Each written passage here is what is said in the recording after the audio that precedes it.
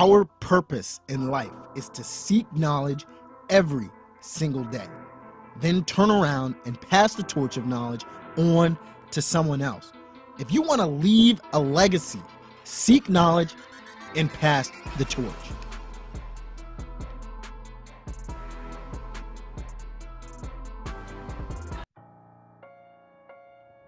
On today's episode of Pass the Torch podcast, we sit down with the talented and dedicated Mr. Carl Root Jr.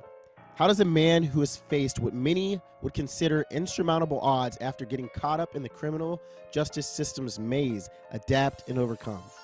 Listen to his story to hear a family man's continuous journey from the bottom to the top. Carl is a recognized expert in the field of responsible fatherhood and offers rites of passage, mentoring workshops, and seminars to teach responsible boyhood, manhood, and fatherhood skills. Carl believes many of the societal ills we face today will be eliminated when we embark on this journey. Carl is the author of Boy, Man, Father, a book that details responsible fatherhood as an important movement in the African American community. And Carl Root gives concrete ideas for improving family relationships and boy, man, father. This book is for those who are tired of struggling, feel stuck, angry, skeptical, distrustful, but have a desire to succeed, to start over, be heard, and make a difference for themselves and others who are in their situation. Carl also does great work as an inspiration advocate and speaker, offering creative, energetic, and life-changing keynotes, seminars, and workshops to facilitate creating a great life. I hope you brought your torches because things are about to heat up. Let's go.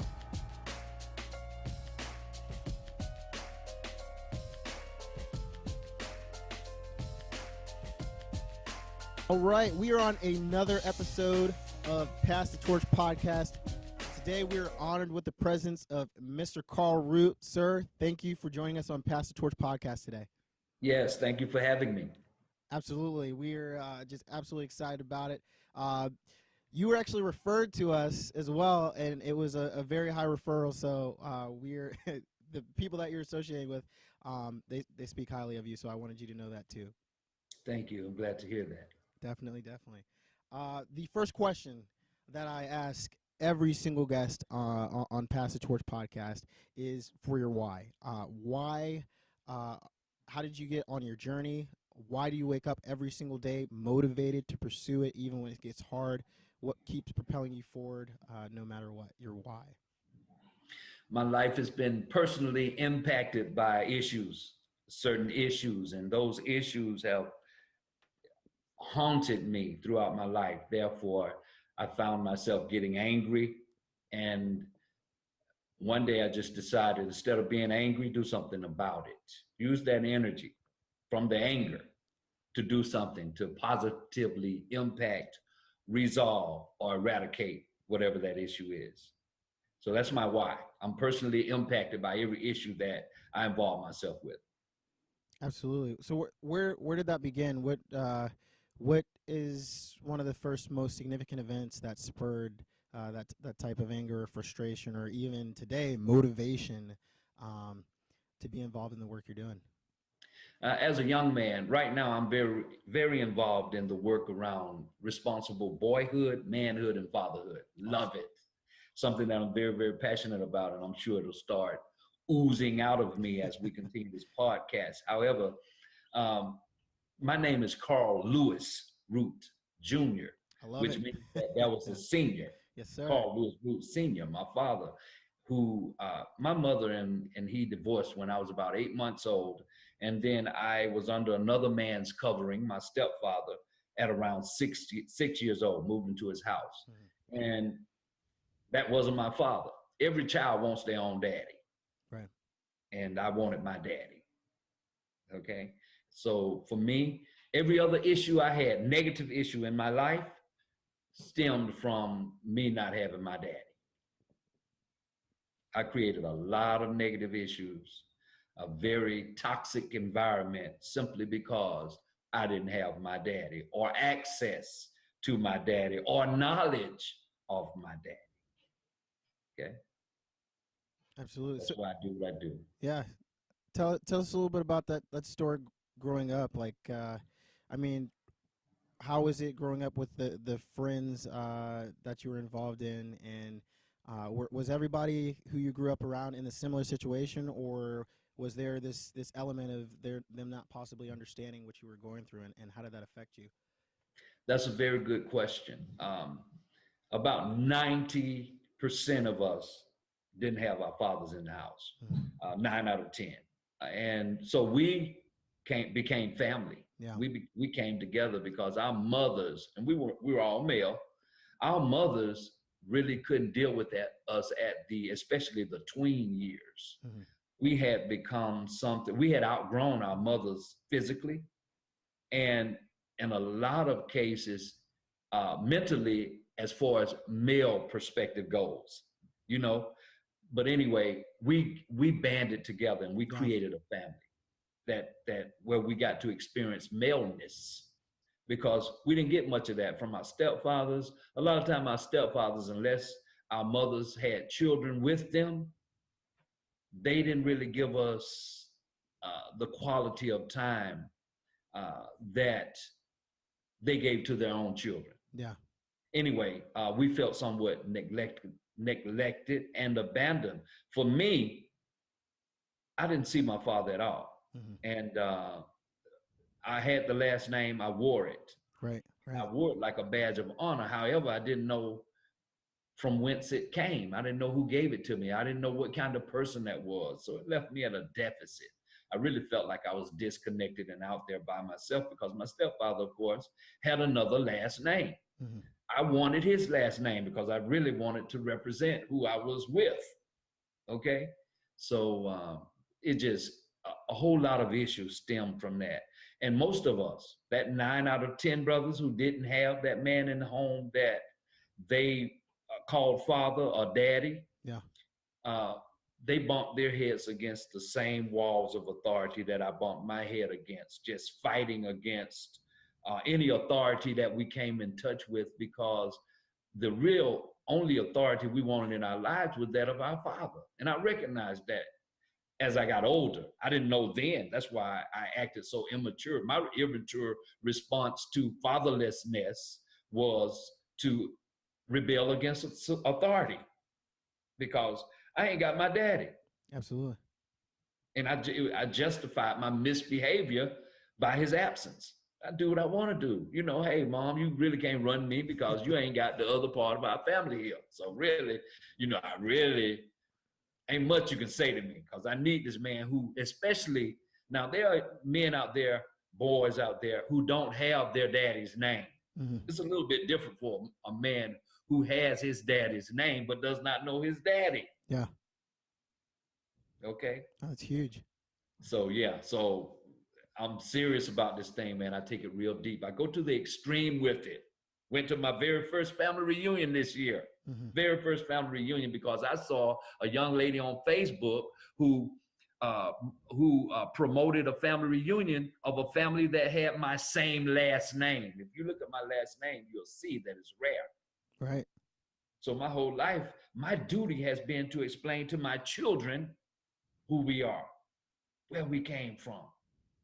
My son asked me when he was like 6 years old, Dad, where did we get this last name from? And I said to him, wow, I love it. Yeah. And I That had to take curiosity. him to Texas to my daddy's grave to show him where the name came from, because I couldn't tell him. Hmm.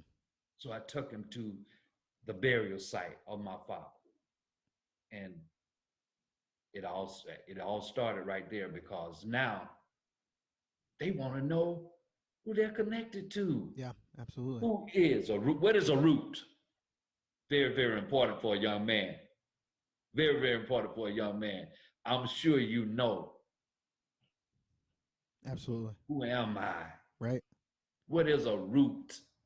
I get to the family reunion and found out there's 3 different pronunciations of the same last name. Route, Yeah. route, and root, depending on where you're from. However, that was knowledge for me. That's something I can share with my children. But growing up, I thought that me and my 3 sisters were the only roots in the entire world. Wow. And I was the only son of my father. So the burden on me was to not let the name die out. Do you feel me? 100%. My sister's names are going to change, and they did. However, my name never changes. Right. Therefore, I'm like, wow, I got to build a legacy. And then when I start hearing about branding, I said, I got to build a brand. Okay. That's So listen, man, and I'm way behind the 8 ball, because all of those immature responses I had to growing up without my daddy, Mm-hmm. and all of the negative behavior that I involved myself with and in, there are consequences for that stuff.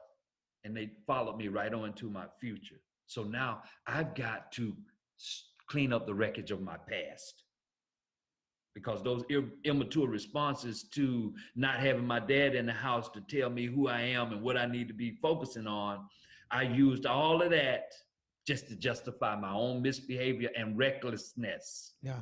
And guess what? About half of us out of that 90% I was telling you about did the same thing. Mm. We all decided, hey, let's be a little reckless. And that's what we did. So now we have a very unique toolbox. And the toolbox that we have is something that could help those who are similarly situated. Like today, fatherlessness is a huge issue. Mm-hmm. Men not absent from the home is a huge issue. Responsible fatherhood is a huge issue, and it impacts a lot of the different issues in our society. So anyway, to try to make this long story shorter, it's something that responsible fatherhood is one of the answers to many of society's ills. It overlaps. I love that. It overlaps. It impacts the development of our women, mm-hmm. development of our children. It impacts economic stability. It impacts every component of well-being can be enhanced by responsible boyhood, manhood, and fatherhood. And I say it like that because a lot of time we try to skip one of the development processes. Right. I've seen boys go right into being fathers. Right. Okay. Before they even become a man. I've seen men be fathers, but acting like boys. So education, I know, is the way out of any situation. That's why I have invested a lot of time and energy and talent and treasure in becoming what might be considered a subject matter expert on responsible fatherhood. Because if you were to define responsible fatherhood, I mean, even straight from your heart, what does that mean to you? What is someone else supposed to get if they're like, okay, I'm listening to Mr. Carl Root Jr. Like, he's amazing message. How do I take away the definition of responsible fatherhood so that I can then impart that on other people I interact with? Taking care of your business, mm-hmm. handling the business, taking care of your responsibility. That's all. Oh, I love it. It's simple. Hey, man, we don't have to, what did Nike say? Just do it. Handle your business. Yeah. You get a child, man, you don't drop a child off. You know what I mean? And that's been a way for a lot of Black men. We've just embraced that. You know what I mean? To a point where society even refers to those children as bastards. It's a negative environment. It's a toxic environment for a child to be born into. Responsible fatherhood. Handle your business. You make a baby, you take care of that baby. Point blank. Right. I truly believe that the people that are sleeping on the bridges and are having some situations today, I believe like this. If you have a child, no matter what the lot of your child is, what your child is going through, you as a parent at least need to know where they are. Right. You should be able to tell somebody where they are. You should have access to your child. That's your child. Mm-hmm. I know people sleeping on the bridges, man. People like, they ain't got no family. I ain't got no family. That's not true. You do have a family. You do have a family. We are a human family. And if by chance we lose our biological mothers and fathers, sisters and brothers in a car accident, guess what? There's a family out there for you, because we are a human family. And at the end of the day, until we start wanting for our brother what we want for ourselves, and until I start wanting for you what I want for myself, Right. we're going to always be losing to those who want to take, the greedy. That's huge. It's real. It's real. Responsible fatherhood, handle your business. Hold them accountable. You know, I work for an organization, Community Council of Metropolitan Atlanta, sit on the board. We have a DNA fatherhood, responsible fatherhood program. You know what the DNA stands for? Now, what's DNA stand for? Well, you know that you probably know the scientific term for Yeah. DNA. Right? I'll butcher it if I try. Some kind of acid, Nucleic right? acid. But Yeah. anyway, yeah. But look at this, is the real DNA right here: devoted, noble, and accountable. Ooh, I like that better. We have a DNA fatherhood program where the DNA, see, I can give you my DNA and you'll have eyes like mine, hair like mine, skin color like mine with that DNA. But what does it do for your human development in terms of your mental, in terms of you understanding who you are? It does nothing. But that real DNA, that devoted, noble, and accountable father, he's going to give you all of those things to help with your development about knowing who you are, who you connected to, what your gifts and talents are, and how to apply those. That's the real DNA. That's what we're talking about. That's exactly it. That's what's up. Okay. Just being a sperm donor. Come on, man. That's really shallow. I mean, this is something that's, it's near and dear to my heart. I'm an adopted kid out of Richmond, Virginia, and I'm super fortunate, like amazingly blessed. I had an amazing mother who had a big heart, who adopted really 4 of us. We were actually in different foster homes. So me and my twin brother in one, and my younger brother and sister were in another. She found us. She did the research to bring us all together. But this is something that I do think about. I love my mother and father, who adopted us. But it is something that, even though you have this amazing household, you do think about. And I'm not trying to bring a pun here, but what are your roots? What your roots are? Where your biological origins came from, and that's something that I've never met my biological father. It's interesting. What would he think of if he saw me now? It's amazing.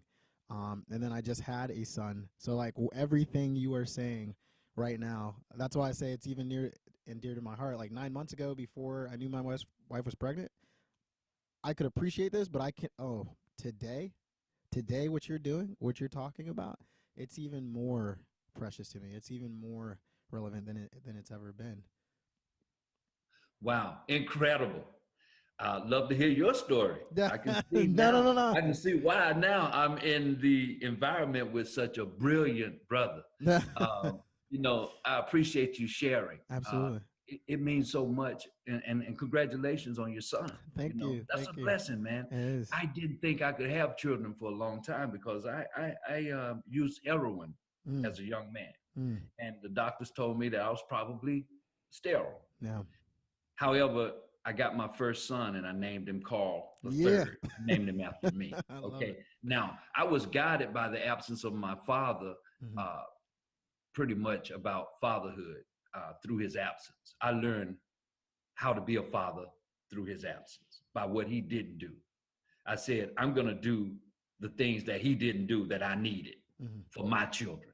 Okay. So that's what I did. And it works.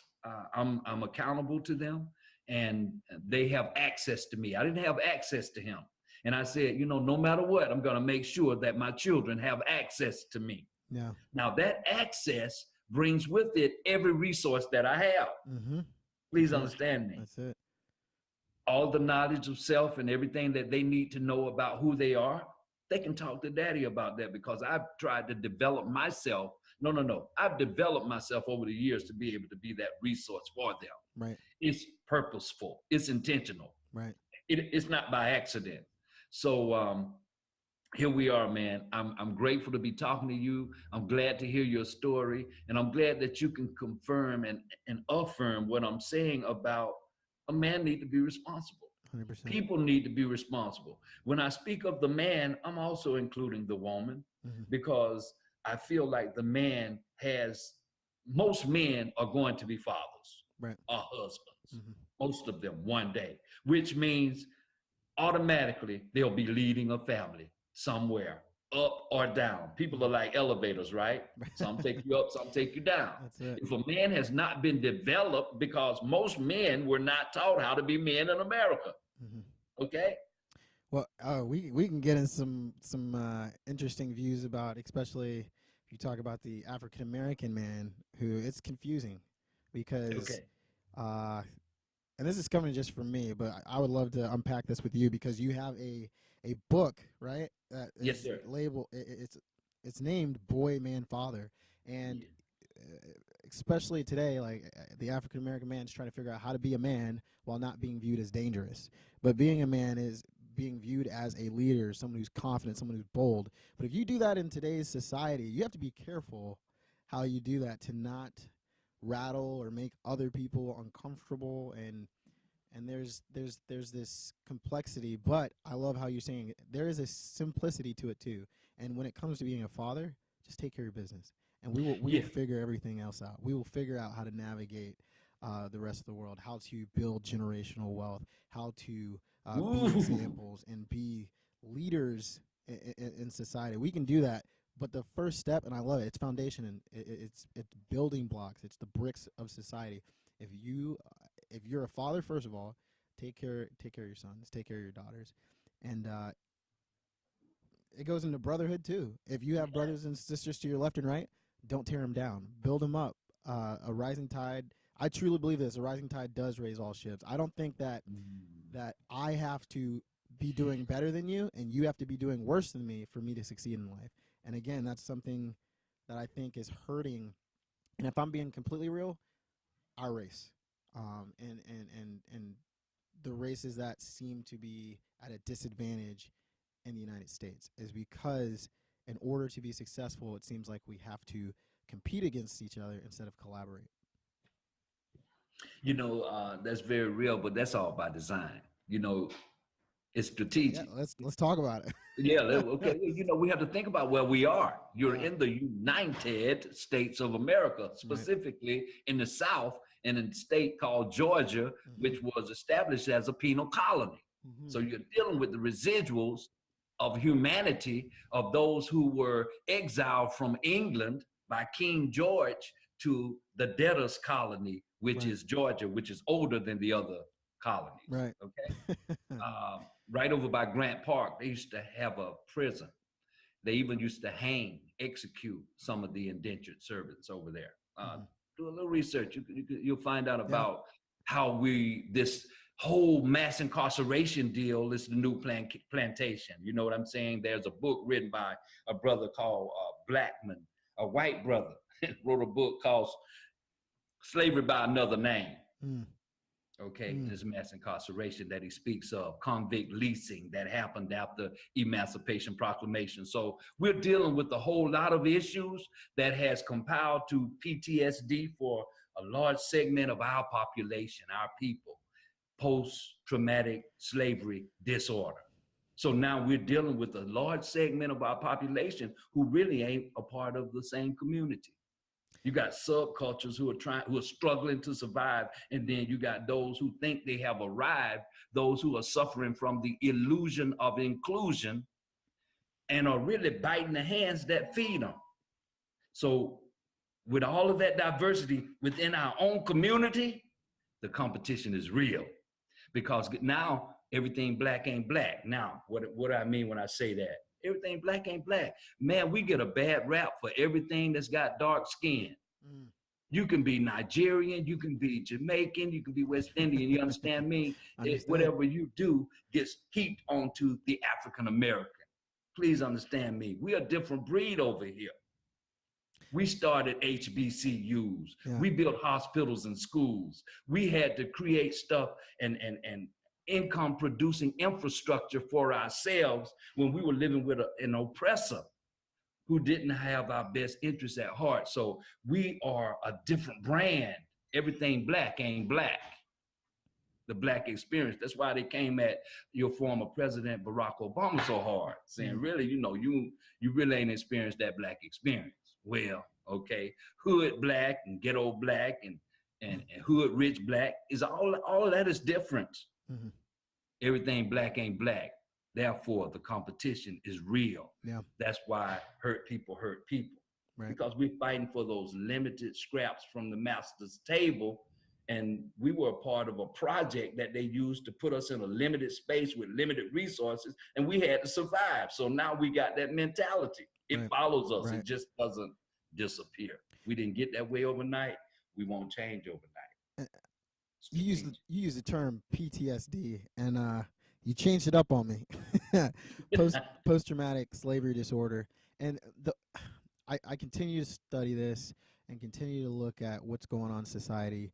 And I am under the impression that the term post isn't even appropriate. It's, for me, I would change the post to persisting traumatic slavery disorder, because it is happening, like you said, in the prison systems, which, thank God, there's prison reform that just passed, and that's, hopefully we'll see as time goes on if that's actually something that's going to actually help and increase the recidivation rate and show that people who have messed up in life, but they did the time and they're ready to come back and just live their life. Like, let these people live their life and stop condemning them to this cyclic repeating cycle of the prison system. Like, it's persisting traumatic slavery disorder. It's a profit center. It's this is a very real thing, and until we acknowledge that it ain't something that happened 400 years ago, it's not something that just happened 150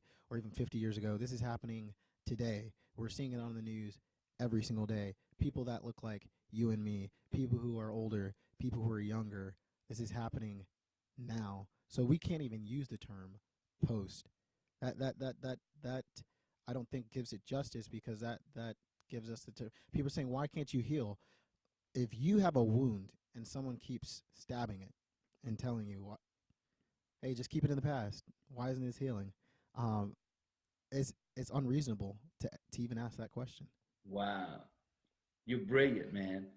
It's so real what you're saying, because when you talk about the language, we upgrade everything else in society, don't we? Especially with the technology. You see how we upgrade? Absolutely. Like you said, the language hasn't changed.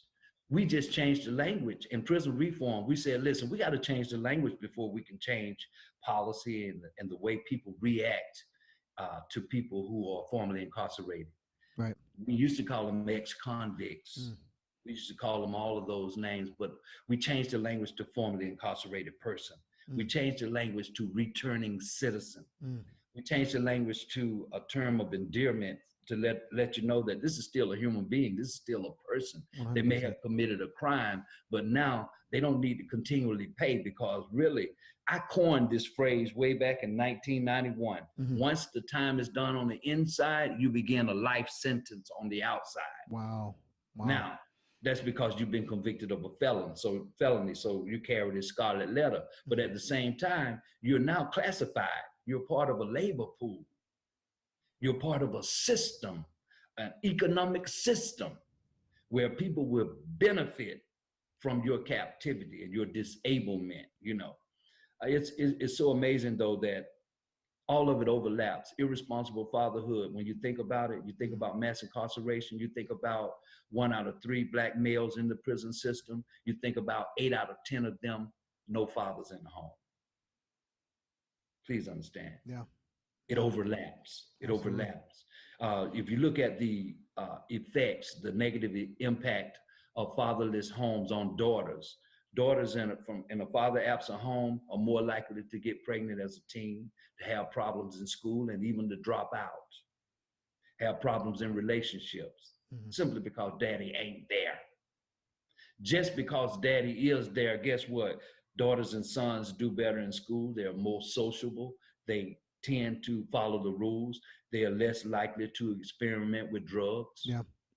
Positive impact. This research has already been done, but I don't like quoting statistics. I like looking at what's happening. Right, exactly. Practical things. What's happening? My brother's keeper, former President Barack Obama's legacy program called My Brother's Keeper. Why? I understand why. He's got two beautiful daughters, and one day they're gonna marry some brother. Okay. Right. And when I say brother, I'm talking black, white, red, yellow. You understand? But anyway, his thing was, my brother's keeper is to bring all males up to a level playing field. Let's help those who are most vulnerable right now, those who are in risk and at risk. Let's bring them up to par. That's what his legacy program is about, My Brother's Keeper. 100%. I'm totally involved. I'm all in because it's needed. You see what I'm saying? It is. We have to stop the bleeding. And what is the bleeding?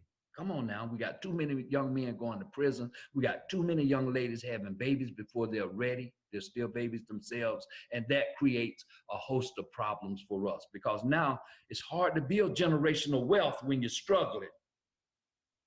It's hard to go to a PTA meeting when you can't get off work. Right. And when you're struggling, you got to go to work. And when you got babies that you weren't prepared for, little Ray and Pookie, they're going to find something to do while you at work. And if you ain't got some structure and something positive for them to do, they're going to find some way to take care of themselves by any means necessary. And that's where we are. We got to go from struggle to truly living. And truly living is about us creating income producing infrastructure so we can quit begging folk for stuff. Right. And then we have to create generational wealth. That's so that our children don't have to beg folk for stuff. We don't have to go and play football and tear our bodies up and be an athlete in college to pay for college and make other people's children rich without athletic and entertainment prowess. Gifts, natural gifts and talents that are God-given, that they create a sports agency and an entertainment agency business to sell your gift on the auction blocks when it belongs to you. That's a whole nother story. But anyway, we must learn to create income-producing infrastructure. Because if you look at those who are really making it, you look at the Walmarts and the Chick-fil-A's and this income-producing infrastructure. All Chick-fil-A wanted to do was make a good chicken sandwich. Who can make a better chicken sandwich than my auntie Essie Mae? But this boy did it, and right now his legacy is so strong, it's ridiculous. Income-producing infrastructure and generational wealth, that's my conversations with the people I'm talking with this year. I love it. So I'm gonna get into both. I want you to tell us, like, what can someone expect from boy, man, father? What if they were reading this, what would you want them to get out of reading your book? Boy, man, father. What you'll get is a real perspective from a real brother who's been through. Please understand me, been through, and want to share his experience, strength, and hope in order to help those who are going through as I had, because it is by design. Individual, organizational, and systemic racism is real.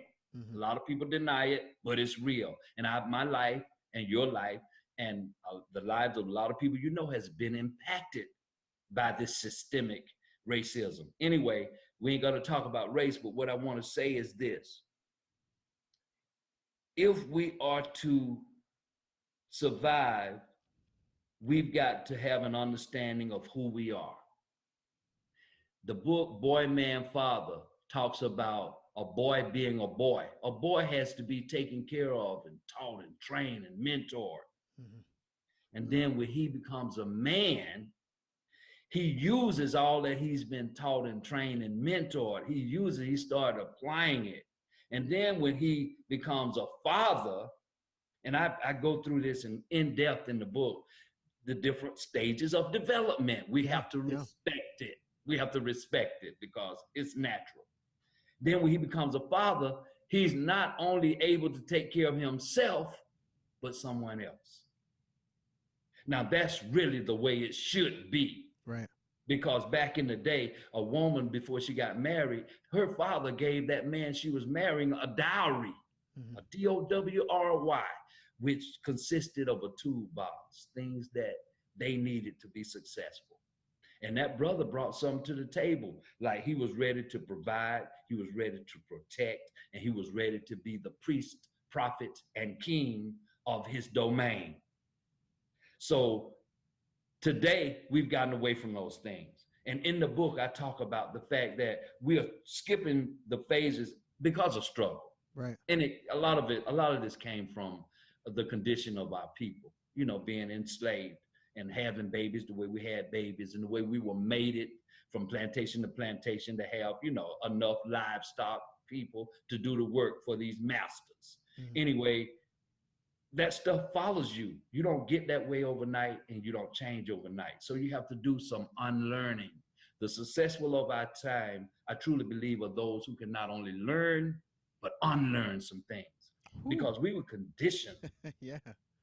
We were conditioned by a beast to treat our women a certain way. You know, he didn't even let his women vote, didn't let them smoke cigarettes. They didn't have rights. As a matter of fact, in England, the gentlemen walked with canes because they caned their women as a form of discipline when they got out of line.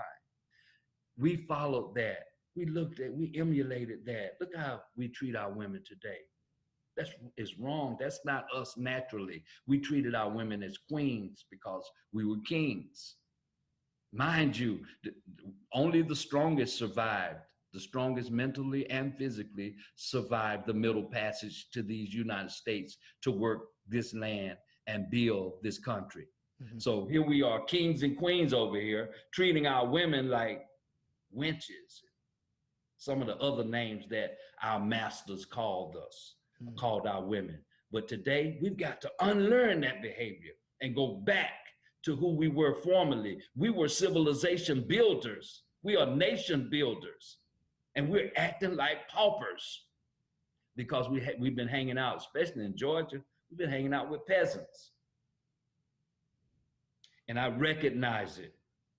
But what happens to brothers like me is we get disabled by the system because they don't want me in the prison systems talking to the brothers I used to be in prison with, because they'll never go back to prison again. The book speaks on it. Yeah, yeah. Born Captive, Made Free is another book that I wrote. Any man can set you free. If you've been caged up, my brother, I can come and set you free and let you out. But guess what? If you don't have the tools to stay free, you'll be caged up again. But brother, if I give you the liberating principles of life, no one can ever cage you again. And that's what the book is talking about. And I've got statistics to show how society, because this is what I'm talking about, practical use of knowledge. What gaps have we eliminated? Critically needed assets that we need. Employment. The black man makes way less in terms of income than his white counterpart. Education.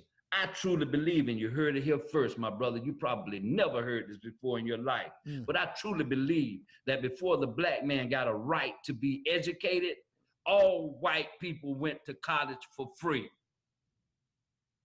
All of these student loans and all this student debt, all this stuff was only divided when we got the opportunity to go to their schools and colleges. Then they start charging like they charge. I don't believe white children, prior to us getting the right to education, had to pay a dime to go to college. That's just me. But that's why a lot of institutions don't allow me. Yeah. No, I mean, so I'm probably butchering the quote, but I think it was Frederick Douglass who said something like, a man that is educated is unfit to be a slave.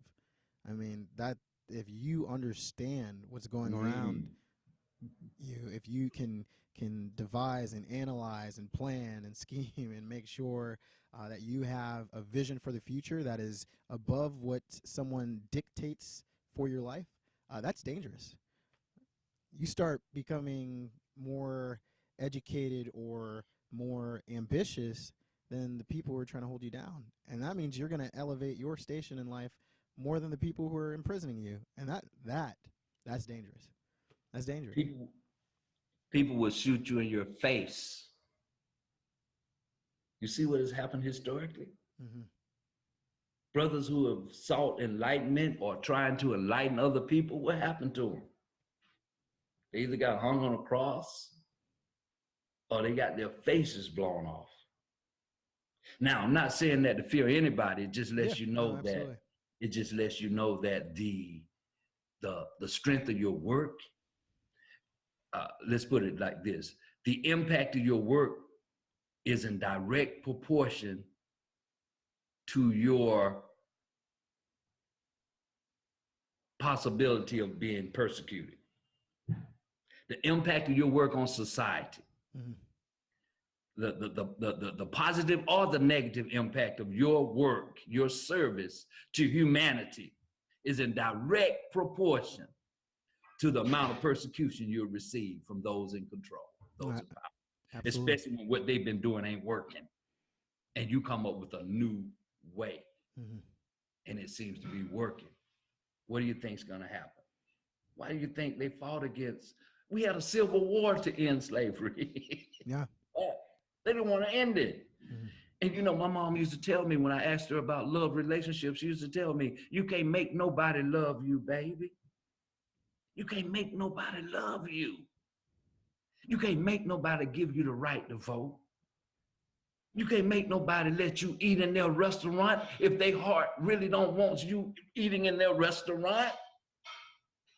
Why do you want to eat in a restaurant of someone who don't want you eating in their restaurant? Take that energy and build your own restaurant for people like you who others don't want eating in their restaurant. You go build a restaurant that accepts everybody. That's a win-win. Absolutely. But when you're struggling, you can't think like that. You have to think, I got to eat in that restaurant. We ain't got no money to build a restaurant. That's it. And that follows us, and we've got to stop. The book talks about responsible fatherhood, but see, all of that, the ability to create generational wealth, falls on a father. If he's serious about, is your son a junior? If you're serious about Lil Carl Root Jr. being okay, you'll try to create some generational wealth so he won't have to struggle, so that he'll have a little bit of a head start. Right. I went to school with some people who knew what schools they were going to. Right. I was awestruck by that. Mm-hmm. I'm going to Morehouse when I graduate from high school. Wow. Man, that thing used to break my heart. I used to bully those people simply because I didn't have that option. I didn't have that opportunity. I couldn't wait to get out of high school and find a job. Yeah. That's the culture I came from. But this young man had college already paid for, had a trust fund. Where you find those people at? There weren't many in my community, but those that were in the community that had that kind of a situation, we choose to bully and ridicule them. You talk proper. You know what I mean? You act white. Okay? Yeah. It's toxic. It's toxic in a lot of places in our communities simply because of irresponsible fatherhood, man. A man, that's a big office. The office of father is huge, and we take it lightly. And as long as we take it lightly, our people will struggle.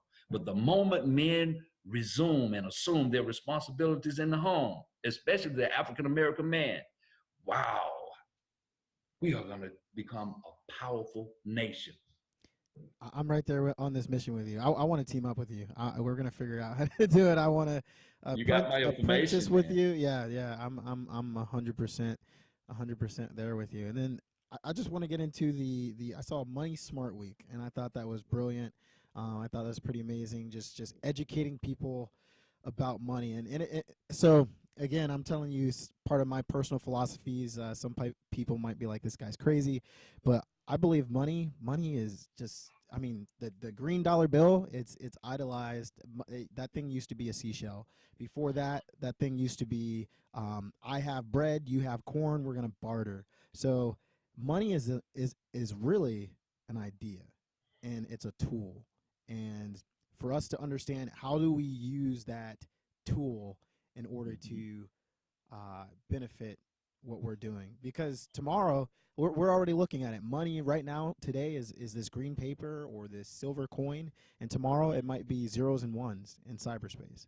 And if that changes, people's idea of what that just shows you, money, it's a tool in whatever form society agrees on it. So if it's zeros and ones tomorrow, all these green pieces of paper are absolutely useless. But I say all that to say, our mindset about how we gain it, how we save it, how we borrow it, and teach the next generation about it, that foundation is always going to be the same. So I'm just curious about what Money Smart Week is about, how you're educating people about money, and what's your vision for that going into the future. Well, Georgia has a project, and there's an organization that provides financial literacy training for community champions, people from different communities in the most vulnerable neighborhoods. The organization is called Georgia Watch. Georgia Watch, okay. Yes, huge organization, and an organization, the type of nonprofit organization that should be used as a model for many of our nonprofits. We have a lot of nonprofits in our neighborhoods that don't operate as a business. Right. Anyway, Georgia Watch is a financial literacy advocate for the least of these, the most vulnerable, the unbanked, the underbanked, and the financially used and abused. They teach you how to stay away from predatory lenders. We actually go in. I am one of those champions that go into communities. Say, for instance, there was a community in Lithonia that I went in and I taught about credit and what it means, and just teaching about financial literacy, and also giving. Again, you and I were speaking about the practical application of knowledge, right. Being practical with your service. I choose to do things for people that they need. So a lot of our people are victims of predatory lenders. A lot of our people go to check cashing places and they go to pawn shops to secure loans. And, you know, this is not the traditional banking. This is not traditional banking kind of financial practices. But we fall victim to that because poor people pay the high cost of low living. Because our credit is bad, we pay a higher interest rate. Because we need transportation. When we go to get transportation, because our credit is bad, we have to pay more for that car. Or it's just like that. You're underbanked, you don't have a job, so you don't have a bank account. So when you get a check, say an income tax check or whatever kind of check, you got to go to an institution that's going to charge you to cash that check, versus being a part of a formal banking institution where you don't even have to pay to get your check cashed. You don't even have to pay to have an account. And these are not secrets. These are just things that struggling people don't really value or know about. And if you don't know about it, you can't value it. For years, I rode around with no insurance on my car. I got a hookup for my cable. And whenever my water went off, I knew how to go back out and turn it on. But that is an illegitimate lifestyle. That's not the kind of lifestyle that creates a great quality of life. It's one of frustration, stress, and worry. But what we have to do is learn, just like you said, you started speaking about some financial things that I didn't know about. Every day stuff changes. And a lot of times we're not aware of those changes unless we, like today, thank God for social media. Right. I mean, because now more of the underserved communities can get access to at least information. Knowledge is power. So if they act on it, the practical use of knowledge is wisdom. If we act on it, then we'll get some results. But if we just have the information, we sit back and get fat and we roll over with high blood pressure and die. Anyway, financial literacy, near and dear to my heart. That's a practical way that I can serve my community. I work with young fathers. To talk to them about money,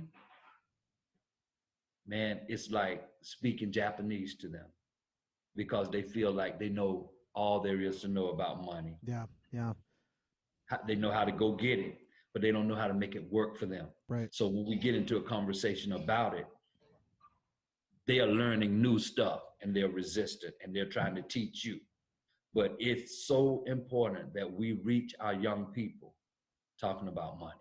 And that's what that week is about. Yeah. No, I it's got amazing. involved a couple of years ago, and I've learned a lot about money lately because I've got some children who are making much more money than me. Mhm. And one of them asked me, "How come you never taught us about money?" Well, I never had a damn thing. Whoop, never had a thing. I never No, had you're money. good. You're good. I You're never good. had money.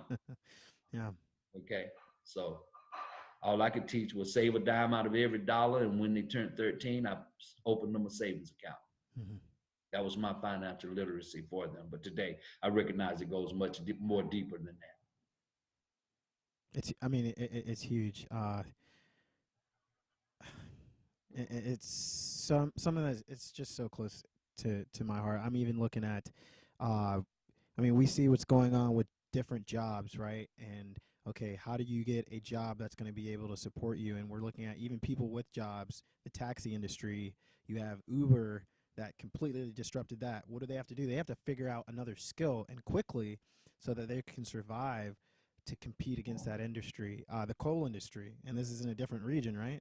But it's the Yes, same thing. They have to figure out if we move to, even if it's better for the planet, if we're speaking plainly, everyone who's providing for their families are going to have to figure out how do we do that? How do we move from right. coal? So the same thing I'm looking at, and this is something I have a personal mission. This is something that I'm working to do, is especially in underrepresented demographics, is make sure that as we transition, the next blue collar job that we're starting to look at, especially going into the future, I look at it, it's probably going to be web development. It's probably going to be coding skills. And I joke, but I say coding is the new cursive. I wrote a very small article explaining that once upon a time, if you couldn't read, you needed other people to read for you. You needed other people to explain things to you, and you had to take that with a grain of salt. But when you learned how to read, I don't need you to read this for me now. I can read it for me, for myself. I can understand it. I can teach my family, my friends, those who are close to me, and then they can do the same. And I'm looking at, in the future, coding and these other more technical skills, cybersecurity. There are going to be, and I'm probably don't take this number exactly, but there's about 250,000 jobs that are not going to be filled in the cybersecurity and web development field going into 2021. That is a distinct opportunity for people that look like you and I to learn that skill and have job security. If you, and I'll show you some of the articles I have, but we're not going to be able to fill those jobs. So what does that mean? That is an opportunity to literally shift in a fair swoop this whole narrative, this whole story. We can do it with that. Because Incredible. it's not even possible right now. If you look at the news, you read these articles, they're like, we're at a deficit, especially competing with China and other countries. We can't even compete at that level because we don't have enough talent. And this doesn't have anything. This isn't just black. This isn't just Hispanic. This is white. This is Asian. In the United States, we can't even fill all of those jobs. So what does that mean? That's an opportunity for disadvantaged demographics if we can get them the training, if we can teach them the skills, so that they in turn can be web developers and start having these jobs that pay in entry without a college degree. Let's be real, you don't need 4 years of it to then in turn have a job that has $90,000 for a starting salary. These boot camps are 6 weeks long. These boot camps are 3 months long. College is 4 years, and we're talking about that debt, right? So You're brilliant. we can change this narrative. We can Yes. change it. You're absolutely brilliant, Levante. Have you heard of John Hope Bryant? He I'm gonna look has into them. he has international forums called Hope Global Forums, and he comes to Atlanta once a year. Okay.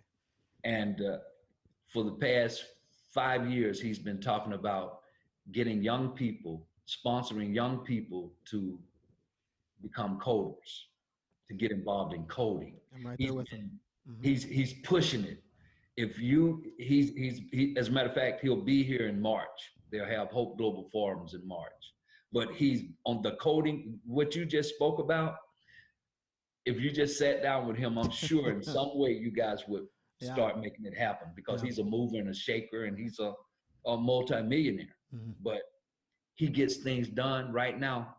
What you just spoke of is something near and dear to his heart. And I can tell you right now, from the presentation you just gave me, you all would be partnering. Mm-hmm. He would give you access to his resources to say just what you just said to me. Absolutely. Okay, so if you get an opportunity, Hope Global Forums. Yeah. No, I will look that up. For me, I'm just observing. I'm just watching. I learned from a young age. I mean, this is what kids do. You talk about boy, man, father. As a young kid, that's all I did was watch, and listen. That's it. And I'm trying to. So I'm growing up. I'm a man now. I'm a father, but I'm still trying to retain some of those things from my childhood. And that was, be quiet and listen. Listen, grown folks talking. That's what my mom used to say all the time. Yes. Hey, be quiet, grown folks talking. So I would go around the corner. I'm telling on myself right now. And I would listen, to some of the trade secrets. I'm like, oh, okay, that makes sense. Okay, this is. My mom would be swapping recipes, or they would be talking about money, and I think that's another thing that I wish they would have just said, okay, grown folks talking, sit there and be quiet, instead of don't be in the room, because I would have learned even more. And I think other communities, they do that. They say, come in part of the conversation. So this is again something I want to talk to more people like you who have written books, or who understand from your perspective a different generation, and like bridge the gap between the generations. Find out where this stuff came from, where different practices came from, why I can't walk up, and we won't get into it, but why I can't walk up the front stairs and why I have to walk up the back stairs. Like different things that, is this practical? Is there a psychological behavior that's been passed down the generations, and why? Like now, persistent traumatic slavery disorder. Right. We need to ask. We can't be quiet, boy. This is because I said so. No, we need to start asking why. And this new generation, especially when we have an opportunity today more than ever to turn this thing on its head, we can do it. And for things like having the Money Smart Week, and getting people into coding and making sure they just know about this stuff. That's one of the biggest pieces, is people, they don't know either how to access the information, and when they have the information, they don't know how to apply it. And I'm included in that. For the money stuff. I'm 29 years old. I just started to learn what even investing was. I just started to learn what stocks were.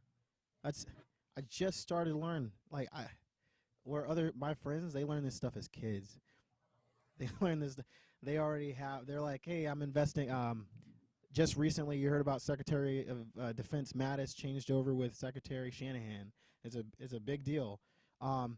This guy goes, yeah, I just bought some Boeing stock. How? Why? What made you do that? This is knowledge that, especially and I'm being careful not to speak about race, but it's a real thing. This knowledge in certain communities is not being spread around, and this is why I'm passionate about the work that you do, the books that you're writing, the events that you have, because that's the forum for it. Those are the places for it. I'm gonna plug into the Georgia community. When they do that, I'm gonna take off work and come down there and just listen, right? Yeah. Do what I did Georgia as a young man. Yeah, write that down. Georgia Watch. Georgia Watch. They're a powerful organization, man, and they go to D.C. and sit in on committee meetings. That's where I as am. it relates to finances. That's exactly where I'm 30 minutes away from D.C. Oh, really? I'm in the Annapolis area. Okay. So, Yeah. but And see, I will travel to Georgia. I mean, that's where I was at Fort Benning. I was stationed at Fort because I'm military right now, Marine Corps. I was stationed at Fort Benning, Georgia. Columbus. That's exactly it for tank school. I'm from Albany. There we go. I love it. An Albany boy. Absolutely. Um, yeah, it's just like the fact that I'm even having a conversation with you is huge for me because I'm being exposed to knowledge I would have never been exposed to. I'm being exposed to conversations and perspectives that I would never be exposed to, and this is what the internet and social media allows us to do. So, I could talk to you forever. Same On this, here, man. we Same could here. go. We must get together. I tell you, I've learned so much from you from just being a part of this podcast. I appreciate the opportunity to be amongst greatness, brother. Your future's so bright, man. You got to get a real nice pair of shades. Because I No, see you put in some work. You put in some work as a young man, work that I didn't do. I'm 61, and I really didn't start. I really didn't start living until I became about 50. mhm, And I was just doing a lot of study because I felt like I needed to be an answer for a lot of the brothers who didn't have the support that I had. To whom much is given, much is required. 100%. And a lot of the brothers in my circle that I grew up with, about half of us didn't have what we needed. I just happened to have a little bit more than most of them. So when I became a little bit older, I got married and started raising a family. I said, you know what? I owe it to my brothers back in Carver Park to do something to help brothers like us. Yeah, absolutely. And it's real. Do something to help brothers like us. It's practical. They don't want to be preached to. They don't want to be told what they're doing is wrong. They don't want them. They don't want you to be pulling out of the traps. Right. They want you to offer them a real practical alternative. What you got for me? That's it. What's in it for me? Okay. Or they don't want to hear it. I can't even get the young fathers to come to the classes unless I offer an incentive. Mm. Sometimes that might be a sandwich. Sometimes it might be a book. Sometimes it might be a martyr card. But you gotta offer an incentive because there's value in what we do. 100%. There's value in people attending and viewing this podcast. There's value to somebody. Right. Depending on the value you place on it, it can make you rich or it can break you. I love it. That leads me into just understanding. You have a great mind, and you inspire the heck out of me. I'm just sitting here. I can't wait to continue this relationship and continue to talk to you. But I'm curious, what's a quote or a poem or some type of passage that you read that keeps you motivated that you can share with the audience? It can be absolutely anything. A quote from my mom: good, better, best. Mm. Never let it rest until your good becomes your better and your better best. She always told me that.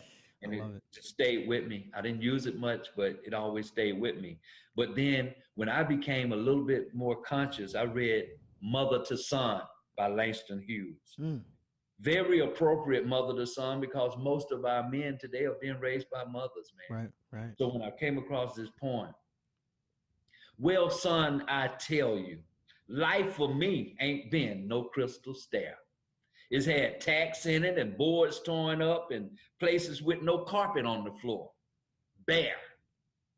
But all the times I've been reaching landings and turning corners and sometimes going in the dark where there ain't been no light.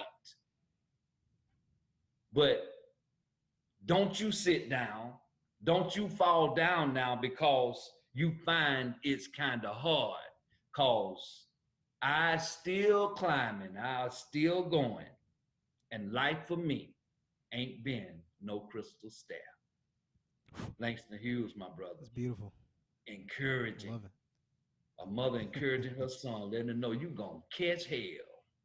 and you're going to run into some situations that's going to cause you to cry out to whatever you believe in. But at the end of the day, if you don't quit, you'll be all right. That's it. Yeah, That's brother. it. I love Thank that. you. I'm gonna make sure we add that to the show notes so people can read that and be inspired and share that and pass that on. It's real.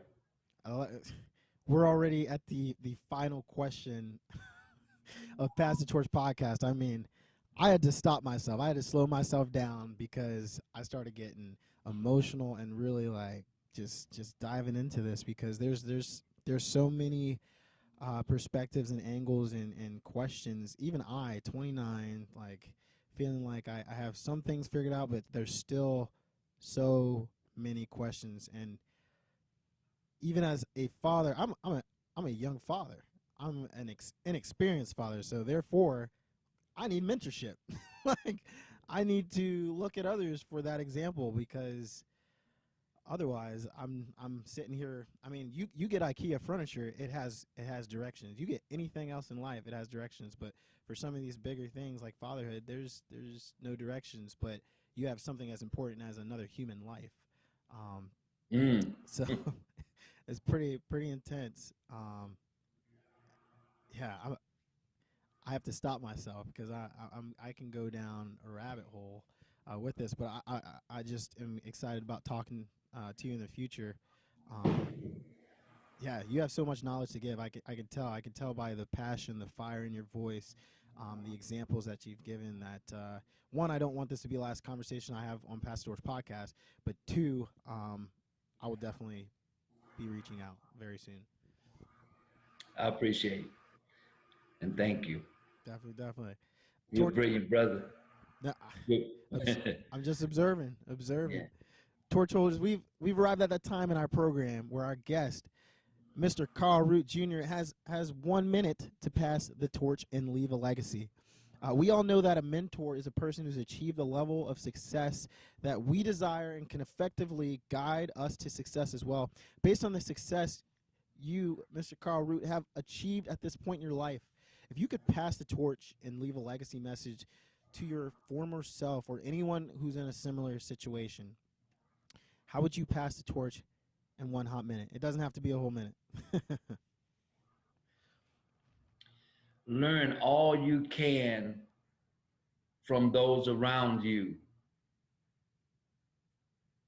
and apply the knowledge that you've learned in order that you can increase in knowledge, because your creativity, you only become creative after you learn the basic fundamentals of that thing. Once you learn the basic fundamentals, the foundation of that thing, now you can build on it. You can create something more useful, more valuable, and more practical. Learn all you can. Learn all you can while you can. I love it. That was Mr. Carl Root Jr. and Levante Santos on Pass the Torch podcast. And we are reminding you to seek knowledge, pass the torch, and leave a legacy. Boom. Ace. All right, that's it. That was it. That was amazing. We off air now? Yes, sir, we are. Thanks, everybody, for listening to another episode of Pass the Torch podcast. Remember, you can reach out to us and hear the podcast on iTunes, Stitcher, Spotify. It's going to be on YouTube, Facebook, LinkedIn. You can check out all of those social media channels and listen to the podcast anytime. So make sure to do that. And if you really liked Pass the Torch podcast, please give us a review. It helps us as we continue to seek knowledge and pass the torch. Thanks, guys.